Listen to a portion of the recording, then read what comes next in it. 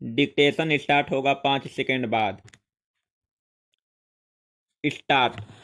भारत रत्न लता मंगेशकर वह व्यक्तित्व हैं जो अपने 60 साल से अधिक के गायन करियर में 20 से अधिक भाषाओं में 30,000 से अधिक गाने गाकर एक जीवित किंवदंती बन चुकी हैं। उनके गीतों में माधुर्य एवं कर्णप्रियता का समावेश होता है। यही कारण है कि जब कई लोगों ने उनके द्वारा गाए गए गीतों में से श्रेष्ठ गीतों की सूची बनानी चाहिए तो उस सूची में किसे रखे और किसे छोड़े की समस्या उत्पन्न हो गई। उनके द्वारा गाया गया प्रत्येक गीत स्वयं में अनूठा होता है। वह भारत की सर्वाधिक लोकप्रिय एवं सम्माननीय गायिका हैं। स्वर कोकिला के नाम से प्रसिद्ध मशहूर लता मंगेशकर का जन्म 28 सितंबर 1929 को मध्य प्रदेश के इंदौर शहर में एक मध्यम वर्गीय मराठी परिवार में हुआ था। उनके पिता पंडित दीनानाथ मंगेशकर संगीत प्रिय एवं थिएटर से जुड़े व्यक्ति थे, इसलिए उन्होंने अपनी बड़ी बेटी लता को 5 वर्ष की उम्र से ही संगीत की शिक्षा देनी प्रारंभ की। संगीत की ओर अधिक रुझान के कारण लता की औपचारिक शिक्षा ठीक से नहीं हो सकी। जब वे 7 वर्ष की थी तो अपने परिवार के साथ महाराष्ट्र आ गई। उन्होंने 5 वर्ष की उम्र से ही अपने पिता के साथ एक रंगमंच कलाकार के रूप में अभिनय करना शुरू कर दिया था। महाराष्ट्र आने के बाद उनके अभिनय का यह सफर जारी रहा। इसी बीच वर्ष 1942 में जब उनकी उम्र मात्र 13 वर्ष थी, उनके पिता की हृदय की बीमारी के कारण मृत्यु हो गई और परिवार में सबसे बड़ी होने के कारण परिवार की जिम्मेदारी उन पर आ गई।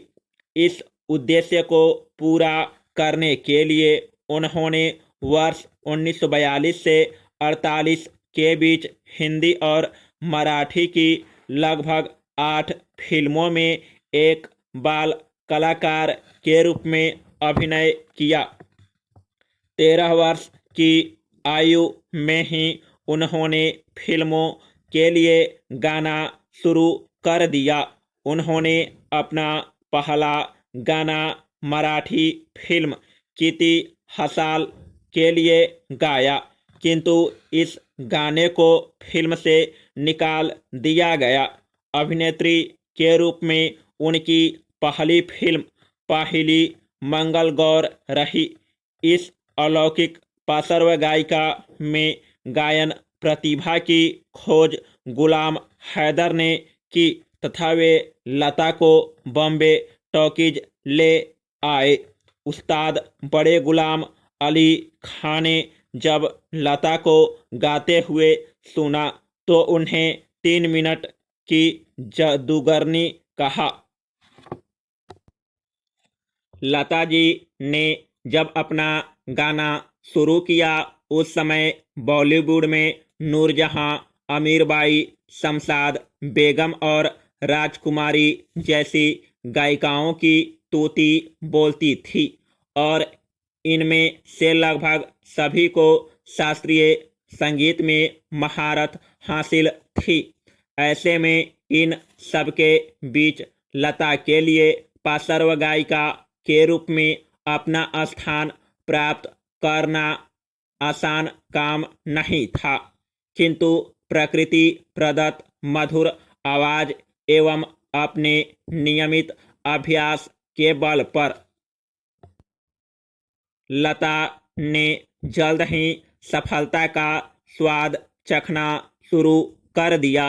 वर्ष 1949 में खेमचंद्र प्रकाश के संगीत निर्देशन में महल फिल्म के लिए गाए और उनके गीत आएगा आने वाला आएगा ने धूम मचा दी और लोग उनकी सुरीली आवाज के दीवाने हो गए। इसी वर्ष रिलीज हुई फिल्म अंदाज, जिसके लिए उन्होंने नौशाद के संगीत निर्देशन में गाया गया, और बरसात, जिसके लिए उन्होंने शंकर जयकिशन के संगीत निर्देशन में गाया था, के गीतों ने भी उनकी प्रतिभा को विशेष पहचान दी। इसके बाद एक पार्श्व गायिका के रूप में वे सफलता के मार्ग पर धीरे धीरे अग्रसर होने लगी और कुछ ही समय में बॉलीवुड की एक स्थापित गायिका बन गई।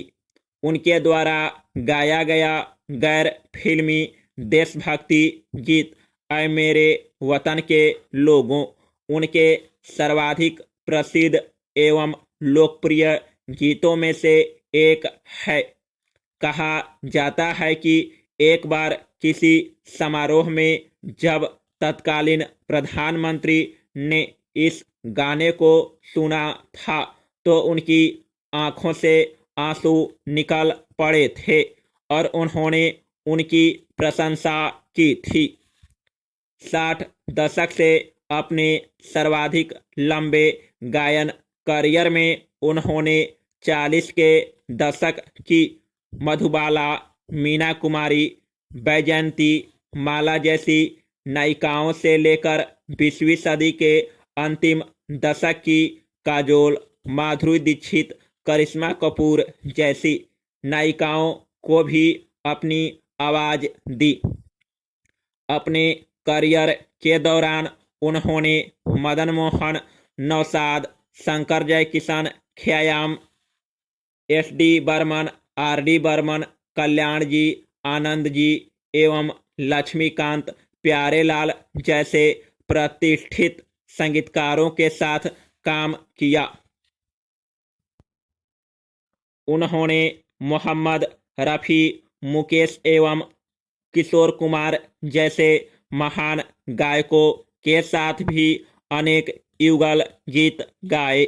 वर्ष 1974 में उन्होंने दुनिया में सर्वाधिक गीत गाने का Guinness book of world record बनाया। वर्ष 1974 में ही लंदन के रॉयल एल्बर्ट में उनकी आवाज़ को कंप्यूटर की मदद से जांचा गया तथा विश्व में सर्वश्रेष्ठ पाया गया। लता जी इस हाल में प्रदर्शन करने वाली पहली भारतीय महिला बनी। वर्ष 1980 के बाद से संगीत में आई फुहड़ता को देखते हुए उन्होंने केवल बड़े बैनर की फिल्मों के लिए ही गाना स्वीकार किया। इनमें से राजश्री प्रोडक्शन, आर.के. पिक्चर्स और यशराज फिल्म प्रमुख थे। इसके बाद लता जी ने स्टेज शो पर अधिक ध्यान केंद्रित किया। संगीत जगत में लता मंगेशकर के योगदान को देखते हुए उन्हें अब तक कई पुरस्कारों से सम्मानित किया गया है। उन्होंने वर्ष 1958, 1962, 1965, 1969, 1993 एवं 1994 में कुल मिलाकर 6 बार फिल्म फेयर पुरस्कार प्राप्त किए। वे गायन के लिए 3 बार वर्ष 1972, 1975 एवं 1990 में राष्ट्रीय पुरस्कारों से सम्मानित की जा चुकी हैं। भारत सरकार ने उन्हें वर्ष 1969 में पद्म भूषण से अलंकृत किया।